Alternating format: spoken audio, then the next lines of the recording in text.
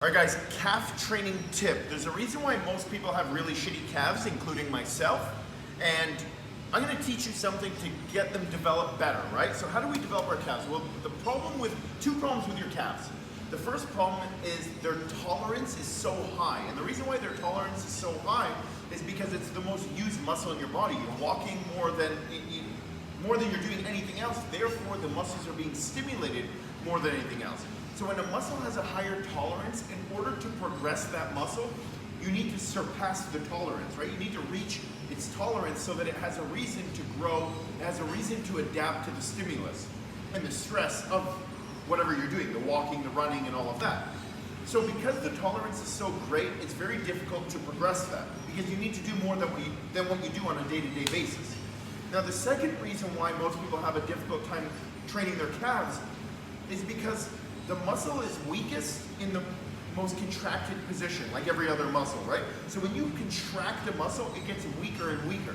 It's strongest in the lengthened position for single joint muscles, right?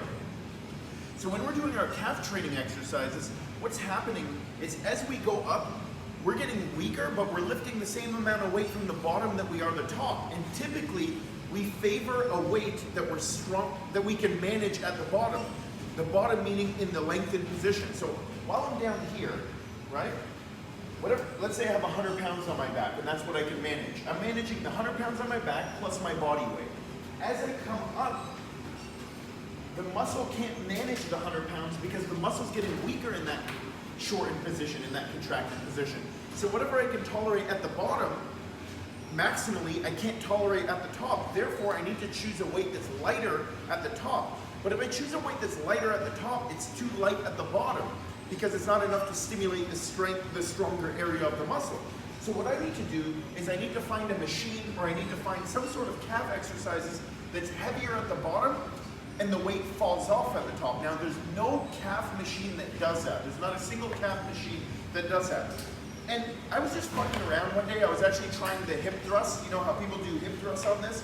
So they come down here, right? They get in this position and they do hip thrust. And then as I got out of it, I realized I was in this position here and I realized, well, this could be a really good calf exercise because the weight falls off. It gets lighter. Torque is decreased.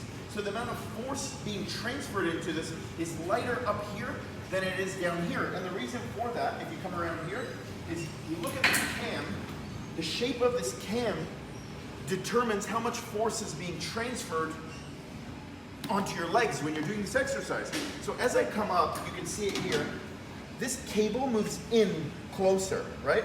So this cable gets closer and closer, meaning it goes up, right? As this cable gets closer and closer, force is decreasing, and if force is decreasing, the weight that I have to manage is lighter and lighter. So the weight is heavier down here, and it falls off as I come up. So this is one good way. Now, keep in mind, not every hamstring curl machine has this cam built in or designed where it gets lighter as you come up. But most of them do, a lot of them do. So this could be a really good calf exercise if you want to do a seated calf exercise so that you can fully fatigue the muscle instead of stopping because you've reached a point of mechanical failure where you cannot handle the load. So there's a difference between stopping because you can't handle the load and stopping because the muscle's fatigued. Most people will never reach the point of fatigue in their calves because they'll never be able to reach the end range in their muscle where they're fatiguing it because the weight is too heavy to manage in that shortened position. So there you go. Make sure you follow me on Instagram at Amer the Hammer. Someone that's afraid to let go.